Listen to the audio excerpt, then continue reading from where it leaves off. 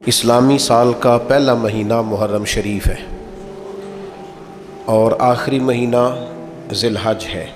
جس طرح ہم بہت ساری چیزوں کو یاد رکھتے ہیں، اس طرح ہمیں اسلامی مہینوں کو بھی یاد رکھنا چاہیے۔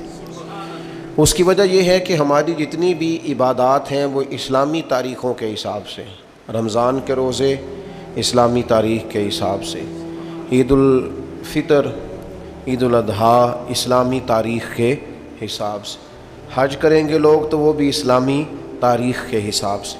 تو ہمیں اسلامی تاریخوں کا، اسلامی دنوں کا، ماہ و سال کا ضرور خیال کرنا چاہیے۔ اللہ تعالی ہمیں اس کی توفیق عطا فرمائے۔ ماہ محرم الحرام کا چاند جیسے ہی طلوع ہوتا ہے اور اگلے دن جیسے ہی آفتاب نمودار ہوتا ہے تو دلوں کے اندر خود بخود نبی رحمت نور مجسم شفیع معظم صلی اللہ تعالی علیہ وسلم کی مقدس آل پاک کے تذکرے اور آپ کی مقدس عطرت کی یادیں لوگوں کے ذہنوں میں، دلوں میں اور نہا خانوں میں تازہ ہو جاتی ہیں۔ فطرتی تقاضا یہ ہوتا ہے کہ جب محبوب سے کامل محبت ہونا تو محبوب کی ہر چیز سے محبت ہو جاتی ہے۔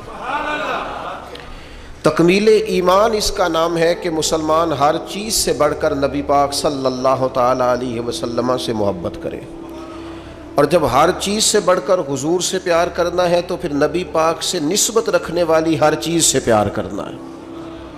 ہمارے ہاں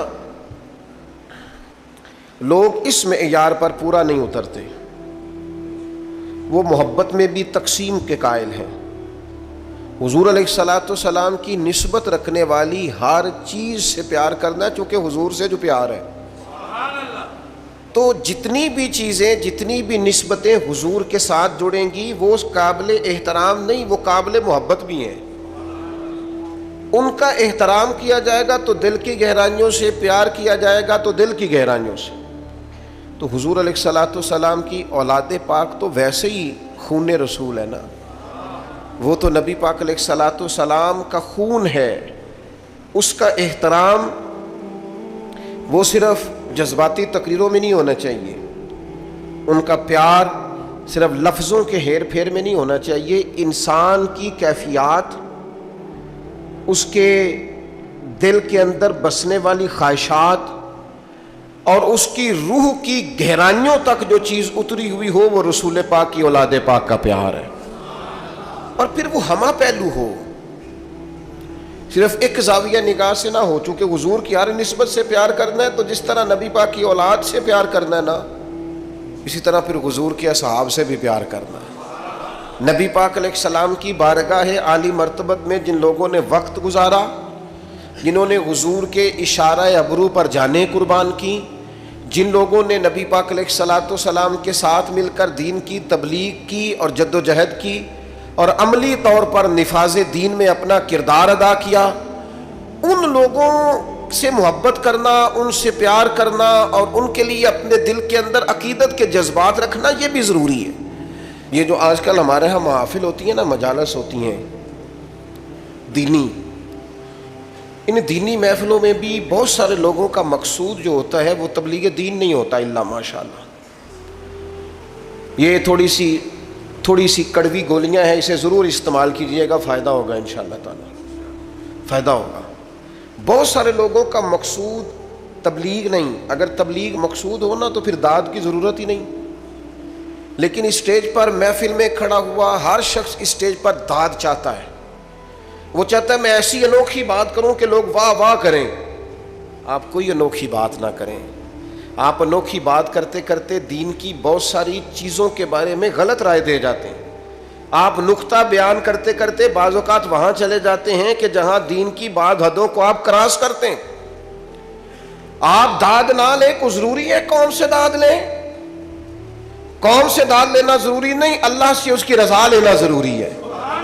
میں ایک جگہ پہ تقریر کے لیے چلا گیا تو وہاں ایک صاحب نے بڑے جذباتی اور والہانہ انداز میں ہمارا استقبال کیا، تو وہ استقبال کرتے مجھے کہنے لگے پیر صاحب اج انج دی تقریر کرو کہ بندے راضی ہو جان۔ میں نے آخیا نہ بھائی، میں تو وہ کرنی ہے جن نال اللہ راضی ہو جائے، بندے شندے راضی کرنا مشکل کام ہے، یا آپ رہنے دے، وہ کریں گے جس سے اللہ راضی ہو۔ ہم نے نا یہ جو مزاج پیدا کیا ہے نا، اس مزاج کو بدلنے کی ضرورت ہے۔ اس لیے یہ سخت جملہ ہے، مہربانی کرنا اگر کسی کو محسوس ہو کہ میں نے سخت بات کی ہے تو آپ درگزر کریں گے، پر میں نے کہنی ضرور ہے، یہ میری زبردستی ہے۔ اسٹیج پر بہت سارے لوگ اب واعظ و نصیحت کے لیے، تقریر کے لیے چڑھے ہوئے ہیں، اور وہ صرف اسٹیج پر نہیں رہے، اب وہ سوشل میڈیا کے ذریعے عام ہیں۔ وہ لوگ نہ تو دین کا درد رکھتے ہیں الا ماشاء اللہ، نہ پوری دنیا میں اسلام کو جن مسائل کا سامنا ہے ان مسائل کا ادراک رکھتے ہیں، اسلام کی کون سی تصویر ہم نے دنیا کے سامنے پیش کرنی ہے اس کا شعور ہی نہیں رکھتے۔ مجھے کہہ لینے دو کہ اسٹیج پر وہ لوگ چڑھ گئے ہیں جو فن کا مظاہرہ کرتے ہیں، وہ اپنا فن دکھاتے ہیں، لوگوں سے داد وصول کرتے ہیں۔ چلے میں نے کہا تھا آپ نے درگزر کرنا ہے، کر دیں گے، داد بھی لیتے ہیں ساتھ امداد بھی لیتے ہیں، وہ داد امداد لے کے وہ نکل جاتے ہیں، قوم لڑتی رہتی ہے، لوگوں کی اخلاقیات بگڑتے رہتے ہیں، نفرت کا فروغ ہوتا ہے، امت کہاں چلی جاتی ہے، کتنے حصوں میں بٹ جاتی ہے، کتنے بکھیر دیا جاتا ہے، فکر ہی کوئی نہیں۔ کیا محبت صحابہ اس بات کا نام ہے کہ آپ صحابہ کا ذکر کریں گے تو اہل بیت کو کمزور کریں گے؟ کیا محبت اہل بیت اس کا نام ہے کہ حضور کی اولاد کا ذکر صرف اس صورت میں کیا جا سکتا ہے کہ کسی اور کو کمزور کر کے دکھایا جائے؟ اعلیٰ حضرت کے سامنے کسی نے کہا نا نبی پاک علیہ السلام کی تعریف میں کہ شان یوسف جو دبی وہ بھی اسی در پہ دبی، تو فاضل بریلوی فرمانے لگے حضور تو کسی کو دبانے آئی نہیں، تو حضور پھر کیا کہوں؟ فرمایا تو کہہ شان یوسف جو بڑی وہ بھی اسی در سے بڑی۔ چونکہ قرآن مجید میں سورہ یوسف آ گئی تو قیامت تک جناب یوسف کو تلاوت کیا جائے، ان کا تذکرہ ہوگا، تو شان یوسف جو بڑی وہ بھی اسی در سے بڑی۔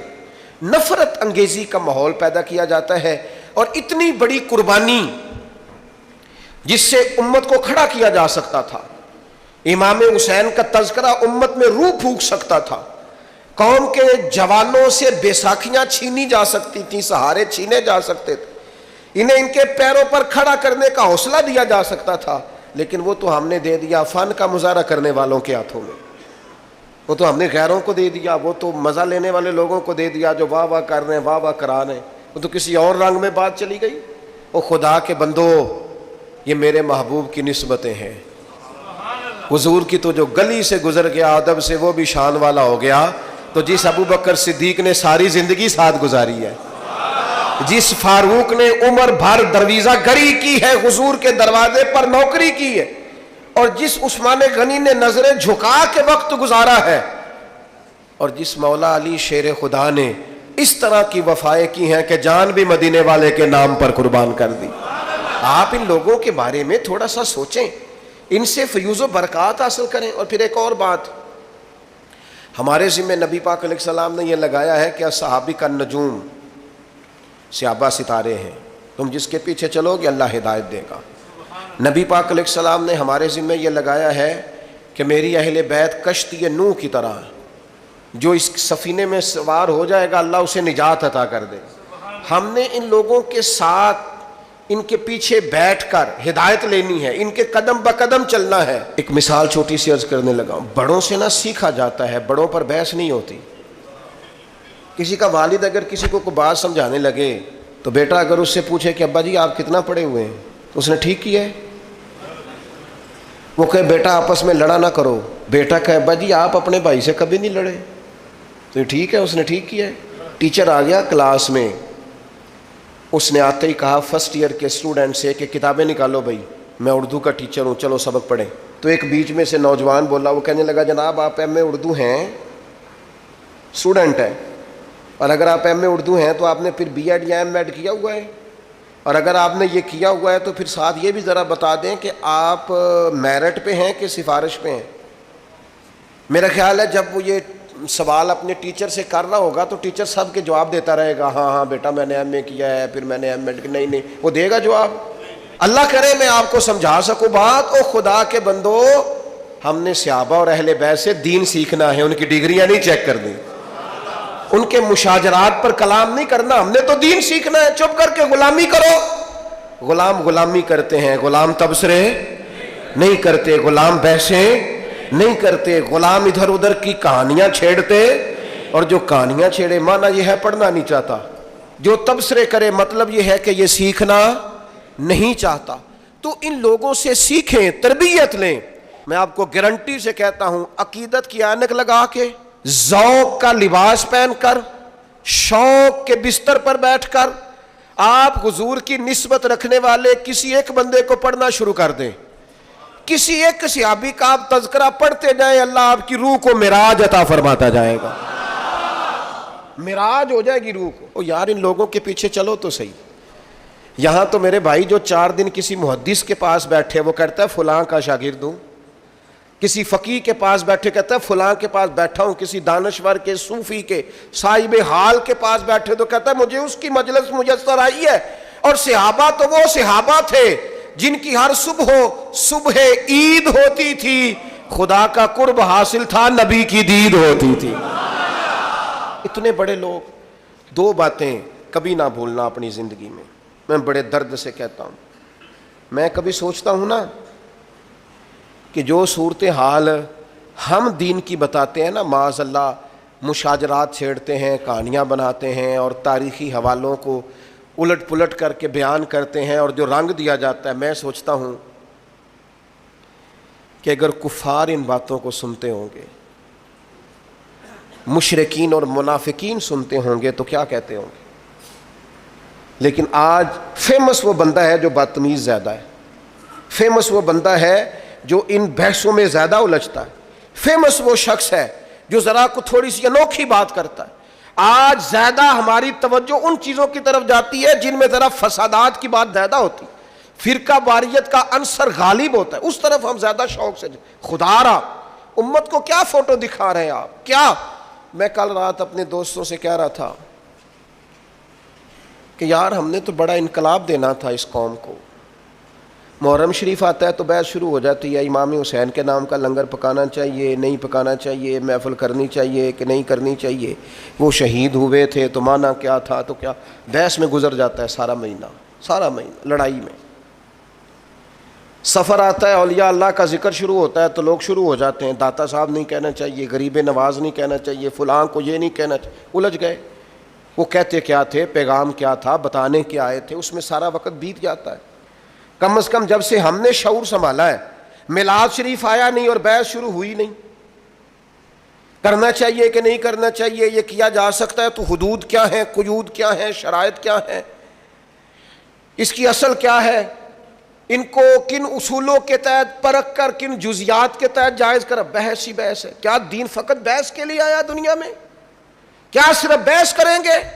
میں نے شاید پہلے بھی آپ کو بتایا ہو، کبھی کبھی یوں لگتا ہے کہ سادے بندے بڑے اچھے تھے، کبھی کبھی یوں لگتا ہے جن کو زیادہ پڑھنا نہیں نہ آتا تھا وہ سمجھ ذرا جلدی گئے تھے۔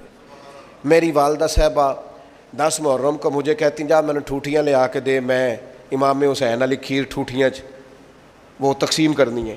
وہ سائیکل چلا کے کو 3-3.5 کلومیٹر جانا پڑتا تھا۔ تو آپ کو پتہ ہے بچپن میں بندہ جان بھی چھڑاتا ہے، تو پھر میں تھوڑا سا مولوی بھی تھا، مدرسے بھی پڑھتا تھا، تو مولوی مسئلہ نہ دسے تاں بھی انہوں بد ہضمی ہو جاندی۔ تو وہ میں نے اماں جی کو یہ کہا، میں نے کہا اماں جی میں پوچھیا استادہ نو ختم پرات وچ بھی ہو جاتا ہے، جیڑی ہانڈی وچ پکائیے کھیر وہ بھی ختم، یہ جس برتن میں آپ نے بنایا اسی میں ختم دلائیں، اور گھر میں جو برتن ہے نا وہ آپ اسی میں تقسیم کر دیں، تو یہ کوئی ٹوٹیاں کو فرض ہے، ساتھ کوئی جوز ہے ختم شریف کا، ہو گیا بس ٹھیک ہے تقسیم کریں۔ تو میری والدہ صاحبہ مجھے کہتی تو ایڈا مولوی میں نے مسئلے نہ 10 ٹوٹیاں لے آ کے دے، تو 10 جانا ہی کہ کسی اور نو کلا جلدی بول۔ تو اب وہ مطلب ماحول بھی ایسا ہوتا تھا کہ وہ سائیکل نکالتے چلے جاتے۔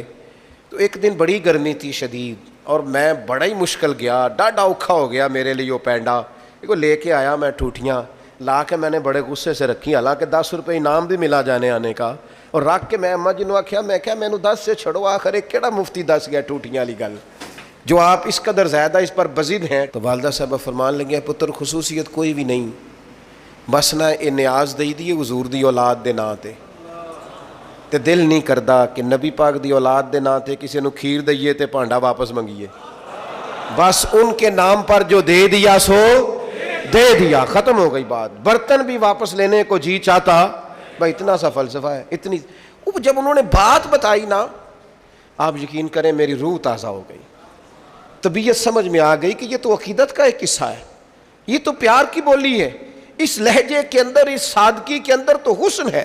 تو میرے عزیز، ہم نے تو عقیدت کرنی ہے، اور کس طرح کی عقیدت، کس طرح کا پیار۔ حضرت ابوبکر صدیق امیر المومنین ہے، اور شان یہ ہے کہ اس ممبر پر بیٹھتے ہیں جس پر مدینے والے محبوب بیٹھا کرتے، اور ان کی عظمت یہ ہے کہ انہیں مصلی پر کھڑا خود رسول کریم نے فرمایا ہے، اور ہزاروں صحابہ ان کے اقتداء میں نماز پڑھتے ہیں۔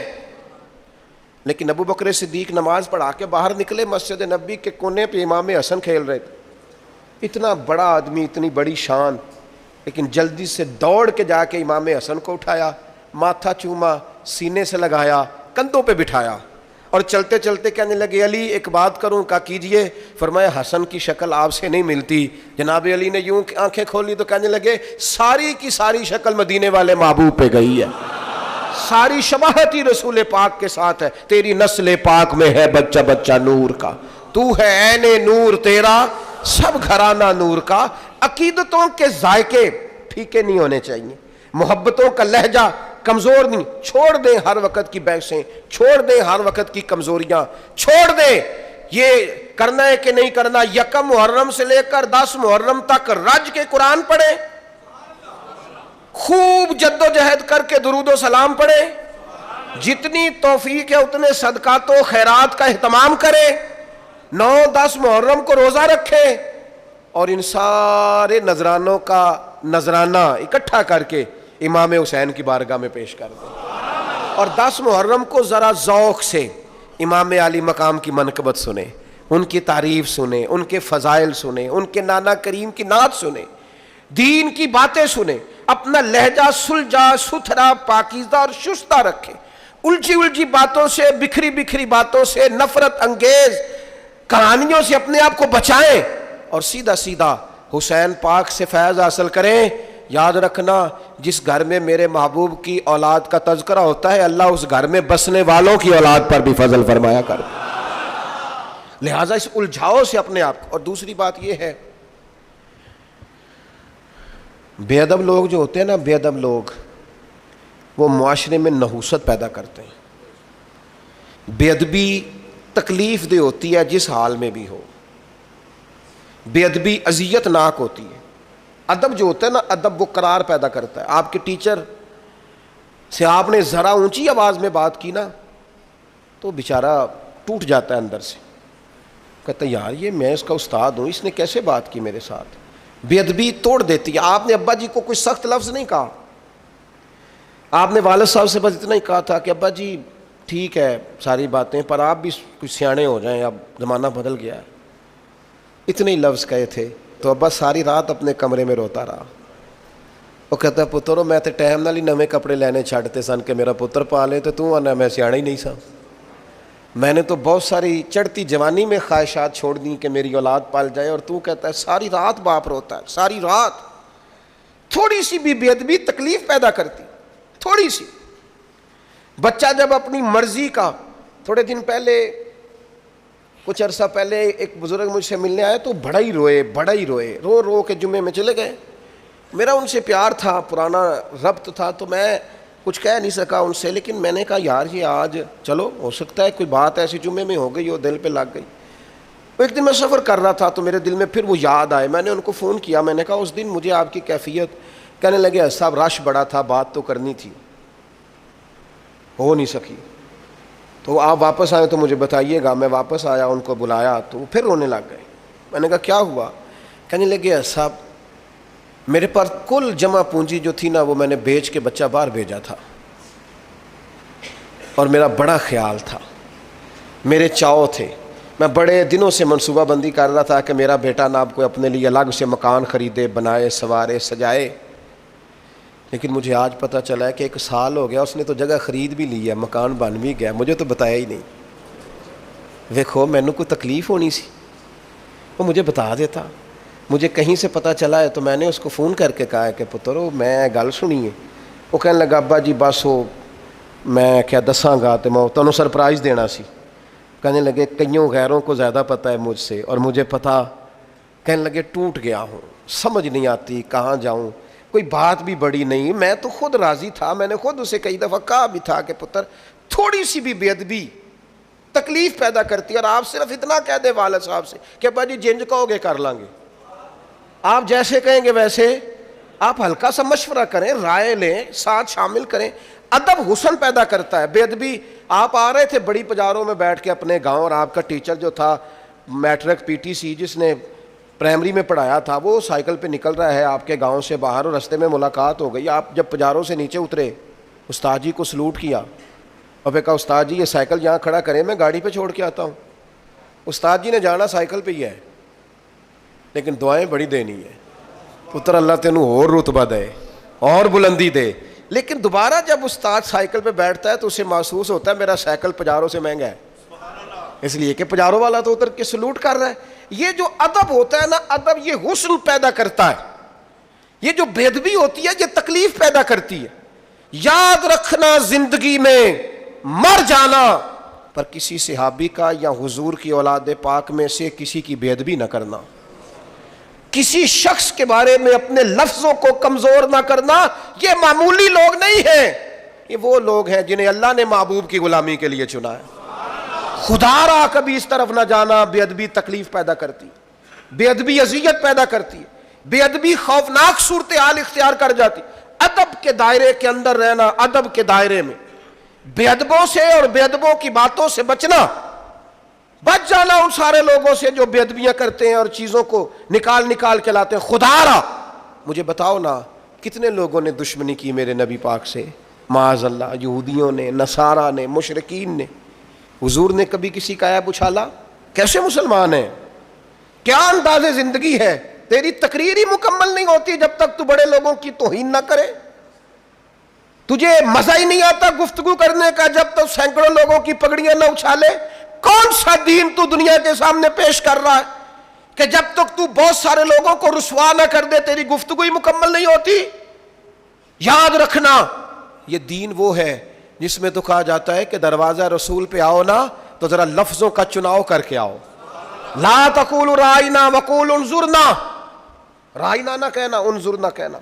لفظوں کا چناؤ. اور لا ترفعوا اصواتکم فوق صوت النبی, دیکھنا اپنی آواز کا والیوم چیک کرنا, محبوب کی آواز سے تمہاری آواز اونچی نہ ہونے پائے. اے پائے نظر ہوش میں آ, یہ قوے نبی ہے. آنکھوں سے بھی چلنا یہاں بے ادبی ہے. دائرہ ادب, ادب حسن ہے, ادب وقار ہے, ادب شائستگی ہے, کبھی بے ادب نہ ہونا. اور اپنی زندگی میں ایک تیسری بات, اہل بیت نبوت کی محبت. ادھر دیکھو میری طرف, قرآن مجید میں رب فرماتا ہے قل لا اسألکم علیہ اجرا الا المودۃ فی القربى. محبوب علیہ السلام آپ اپنے غلاموں سے فرما دیں کہ میں تبلیغ دین پر تم سے کوئی اجر نہیں مانگتا, ہاں میرے قریبیوں سے پیار کرتے رہنا. صدر الافاضل, بدر المماثل, خلیفہ اعلی حضرت مولانا سید نعیم الدین صاحب مراد آبادی اس خزائن العرفان میں لکھتے ہیں, فرماتے ہیں حضور کی اولاد کی محبت دین کے فرائض میں سے ہے. یہ میرے امام نے لکھا ہے. حضور کی نہ سنت کہا نہ واجب کہا, فرمایا رسول پاک کی اولاد پاک کی محبت فرائض دین میں سے ہے. اور ان لفظوں پر تو واری ہو جانے کو دل کرتا ہے. حضور فرمانے لگے یہ حسن اور حسین ہے, جس نے ان سے محبت کی اس نے مجھ سے محبت کی. اور فرمایا جس نے ان سے بغض رکھا اس نے مجھ سے بغض رکھا. ان کی محبت میری محبت ہے, ان سے عداوت مجھ سے عداوت ہے. اپنے انداز کو پیار والا بنائے, آپ کی طبیعت سے ان کا پیار چھلکے, یعنی ظاہر ہو کہ آپ ان سے محبت کرتے ہیں. وہ آپ نے دے دیا ایسے لوگوں کے ذمے جن کا یہ کاروبار ہے, جو تجارت کرتے ہیں ان ناموں پر, جو پیسہ کماتے ہیں. مجھے کیا لینے دو, محرم آیا تو کچھ لوگوں کا سیزن آیا, پھر ربیع الاول آئے گا تو کچھ لوگوں کا سیزن آئے گا. یہ سیزن ہے, وہ قربانیاں دے گئے اور تم سودے کرتے پھرتے ہو. یہ تم نے ریٹ ڈالا ہے, میں خیال نہیں آتا تذکرہ کس کا ہے, اور تم باتیں کیا کرتے ہو. یہاں تم ان کی قربانیوں کا ذکر کر رہے ہوتے ہو اور اسٹیج کے پیچھے تم پیسوں کی گنتی کر رہے ہوتے ہو. یہ معیار بنایا تم نے. کیا کہا تھا قرآن مجید نے کہ میری آیتیں سستے داموں نہ بیچ ڈالنا, اور تم نے سودا بھی کیا تو کیا کیا. پر مصیبت اور بھی ہے نا, ایک آج ہمارے زمانے کی ایک بہت بڑا مسئلہ یہ بھی ہے وہ کہتے ہیں پیر صاحب اگر پیسے نہیں لیتے تو روٹی کیوں کھاتے ہیں؟ یہ بھی بتاؤ یہ روٹی کیسے کھاتے ہیں؟ اور بھائی نظر نذرانے کی مخالفت نہیں، وہ تو نبی پاک علیہ السلام نے حضرت عمر کو دیا تو جناب عمر کہنے لگے حضور نہیں لینا، تو حضور فرمانے لگے جو بن مانگے، یہ بخاری کی حدیث ہے، فرمایا جو بن مانگے ملے وہ تو اللہ کی طرف سے ہے، اس کی مخالفت ہی نہیں۔ لیکن سوال تو یہ ہے کہ یہ تجارت تو نہیں نا، یہ آپ کا بزنس تو نہیں نا، آپ نے کوئی کاروبار تو نہیں نا اس کو بنا لی، آپ جو ریٹ کرتے پھرتے ہیں یہ کیا معیار اور کیا سٹیٹس آپ نے بنایا؟ بہت بڑا بزنس مین اتنا مال نہیں کماتا جتنا تم کماتے، اور تم نے سیزن بنا لیا ہے، اور قوم بھی پسند کرتی ہے، بندہ فیمس ہونا چاہیے، بندہ کو تھوڑا سا نا مشہور ہونا۔ میں اپنے بارے میں 100 دفعہ کہہ چکا ہوں کہ دین کا کوئی چھوٹا سا نوکر سمجھ کے کبھی دعوت دے لیا کرو، مشہور آدمی سمجھ کے نہ بلایا کرو، اس میں مزہ نہیں، اس میں مزہ نہیں، نام کوئی برانڈ ہے نہ کوئی ایسی چیز ہے جسے دکھا کے ماحول اور طرح کا بنایا جائے۔ آپ مہربانی فرمائیں محرم شریف میں کسی بھی موقع میں جب آپ ان پاکان امت کا ذکر کریں تو احترام کے جذبے، عقیدت کے لہجے، آپ کے مزاج کے اندر خوبصورتی، ان لوگوں سے قلبی وابستگیاں، اور سب سے اہم اور سب سے ضروری چیز یہ ہے کہ ہم نے سیکھا کیا ان لوگوں سے، ہم نے ان سے لیا کیا، وہ خاص بات جو ہم نے ان سے لینی ہے اور سیکھنی ہے اس پر ضرور توجہ کریں۔ امام حسین کی زندگی کا سب سے بڑا درس کہ جب آپ حق کے لیے کھڑے ہوں تو بلیک میل نہیں ہونا۔ بچے ساتھ تھے نا امام حسین کے، شہید ہو گئے نا امام علی مقام کے سامنے، سب سے زیادہ بلیک میلنگ یہی ہوتی ہے نا، تیرے بچے ہیں، لیکن امام حسین نے فرمایا جب معاملہ حق کا ہو تو پھر حق دیکھا جاتا ہے، اولاد نہیں دیکھی جاتی۔ سب سے بڑا معاملہ یہی ہوتا ہے نا کہ ہم بھوکا پیاسا رکھیں گے، تو فرمایا رکھ لو، جب معاملہ حق کا ہو تو پھر بھوک پیاس نہیں دیکھی جاتی۔ اور سب سے زیادہ حد کیا کر سکتا ہے؟ کوئی مار ہی دے گا نا، شہید ہی کر دے گا، اس سے زیادہ کیا ہو سکتا ہے؟ تو امام حسین نے کہا جان جائے گی پر حق کا ساتھ نہیں چھوڑا جائے گا۔ یہ جو چھوٹی چھوٹی باتوں پہ مسلمان ڈپریشن، ٹینشن، پریشانی، میں کہتا ہوں جو بندہ امام علی مقام کی سیرت صحیح طریقے سے پڑھ لینا اور فکر حسین کو سمجھ لے، زندگی میں لفظ ٹینشن اس کی زبان پہ آ نہیں سکتا، لفظ پریشانی سوال ہی پیدا نہیں ہوتا، اس لیے کہ جتنی کوئی پریشانیاں آ سکتی تھی نا وہ ساری امام علی مقام پہ آئیں، لیکن امام نے کسی پریشانی کو پریشانی سمجھا، انہوں نے اللہ کی رضا کی طرف توجہ رکھی۔ تو اس کو جب ہم سمجھ جائیں گے تو ماحول کچھ اور طرح کا ہو جائے گا۔ اللہ تعالیٰ مجھے اور آپ کو عمل کی توفیق دے۔